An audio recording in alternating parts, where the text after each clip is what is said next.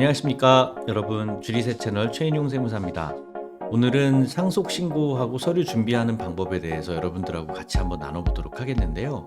상속 서류 잘 준비할수록 세금이 굉장히 줄어들고요, 절세를 할 수 있는 시간을 여러분들이 벌 수가 있습니다.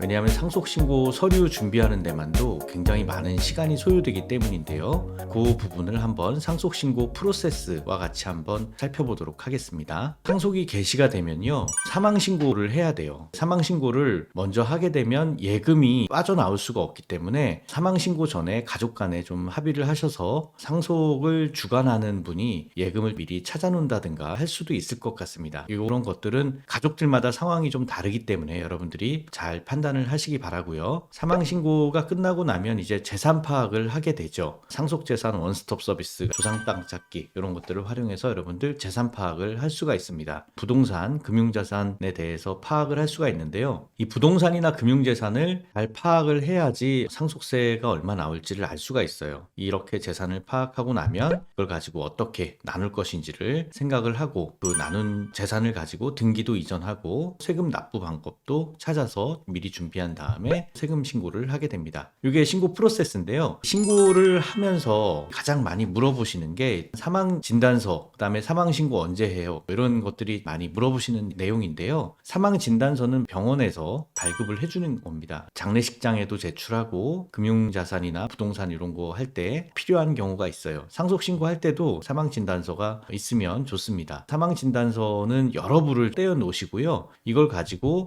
사망 신고를 하게 됩니다. 여러분들이 사망신고를 하게 되면요, 사망신고를 하기 위해서 사망진단서가 필요해요. 사망신고에 따른 신분증이라든가 여러분들의 기본증명서 이런 것도 필요합니다. 오프라인으로 해서 관공서에 가서 신고하는 것도 있지만 온라인으로 민원24, 정부24 이런 사이트를 통해서 여러분들이 신고를 할 수가 있고요. 아까 말씀드렸듯이 사망진단서는 사망신고를 할 때 꼭 필요한 내용입니다. 그렇게 해서 사망신고서를 받을 수가 있는데, 이 사망신고서는 사망 사실을 국가에다가 신고를 하는 거죠. 국가에서는 이 사망에 대한 내용을 가지고 여러 가지 절차를 밟을 수 있도록 하고 있습니다. 그렇게 해서 여러분들 원스톱 서비스를 통해서 여러 가지 재산을 파악할 수 있다고 말씀드렸는데요. 정부24 사이트에 가면은 아까 말씀드렸던 사망진단서 이런 거 가지고 원스톱 서비스를 할 수가 있습니다.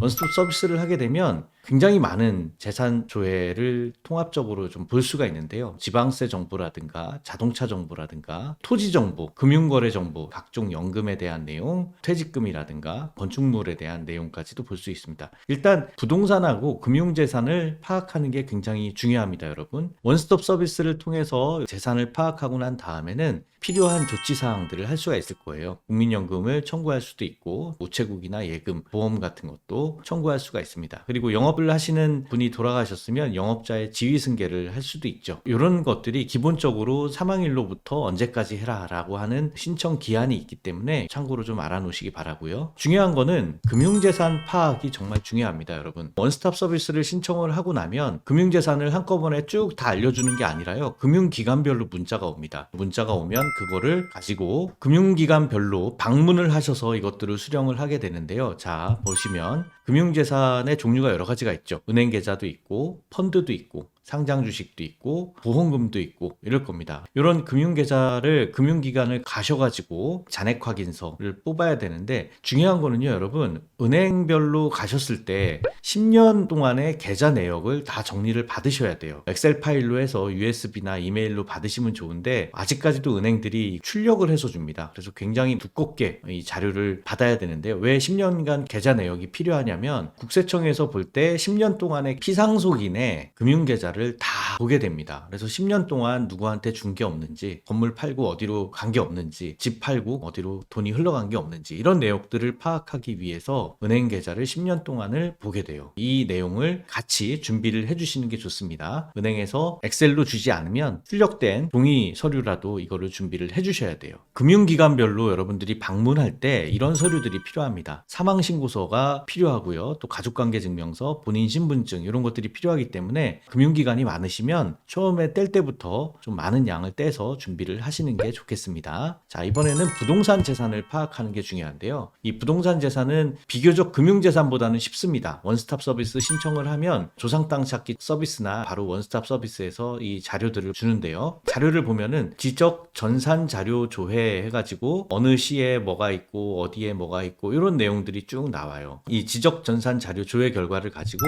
여러분들이 해당 내용을 파악하셔야 됩니다. 부동산 등기부 등본, 건축물 같은 경우에는 건축물 대장, 토지에 대해서는 토지 대장 이런 것들을 추가로 좀 떼셔가지고요. 건물 같은 거를 평가할 때는 임차인의 임대차 내역서, 거기에 보증금이 있죠. 보증금은 채무가 될 수 있기 때문에 상속세를 줄이는 역할을 합니다. 그래서 임대차 계약 내역이 필요하고요. 부동산에 자체적으로 채무가 있는지, 등기부 등본에도 채무가 있는 걸로 나오긴 하지만 그 등기부 등본상에 나오는 채무하고 실제 채무하고는 좀 다릅니다. 채무가 있다고 한다면 금융기관에 가서 채무 확인 내역을 같이 파악을 해주시면 상속세를 줄일 수가 있습니다. 마지막으로 기본 서류가 어떤 것들이 있느냐, 요거를 가지고 한번 말씀을 드릴게요. 사업을 하시는 분들은 비상장 주식에 대한 평가도 해야 되기 때문에 비상장 주식과 관련한 서류도 준비를 해야 됩니다. 상속세를 줄이는 데 있어서 가장 중요한 거는요, 채무예요. 채무가 많으면 상속 재산에서 채무를 빼게 되니까 채무 내역 확인서 은행에서 받아달라고 말씀드렸고요. 공과금이나 장례비 쓰신 거랑 납골 땅에 쓰신 비용 영수증은 같이 준비를 좀 해주세요. 한도는 있지만 최대 1,500만 원까지 장례 비용이나 납골 비용 영수증 인정을 해줍니다. 그리고 중요한 게요, 10년 전에 사전에 증여한 재산이 있으면 이 사전 증여 재산에 대해서는 합산이 돼서 과세가 됩니다. 그래서 사전 증여 재산 내용이 있는 것들은 또 정리를 해서 알려주셔야지만 상속세 신고를 잘 마칠 수가 있습니다. 사전 증여 재산 때문에 추가로 과세가 되는 케이스가 굉장히 많아요. 사전 증여 재산 통장으로 어떻게 보여지는지 10년 동안의 통장 거래 내역이 그래서 필요한 겁니다. 기타 절세를 하기 위해서 필요하다고 생각되는 서류들은 상담을 통해서 같이 한번 나눠보면 좋겠습니다. 아까 비상장 주식에 대해서 좀 더 추가적으로 좀 말씀드리면요. 비상장 주식에 대해서는 세법상 가치평가를 하게 되는데요. 여기에 대해서는 세무조정계산서, 이게 중요하고요. 퇴직금 명세서 이런 것들이 있으면 비상장 주식 가치평가까지 할 수가 있습니다. 사업을 하시는 대표님들의 지분에 대한 평가 문제이기 때문에 사업을 하지 않으시는 분들은 이 내용은 필요가 없을 것 같아요. 자, 여러분, 비상장 주식 가치 평가까지 살펴봤고요. 상속세 서류 준비 사항에 대해서 여러분들하고 나눠봤는데요. 상속세 서류 준비를 잘만 해도 세금이 많이 줄어듭니다. 좋아요, 구독, 알림 설정 해주시면 세금 줄이는 유용한 정보들 계속해서 나눠드리도록 하겠습니다. 감사합니다.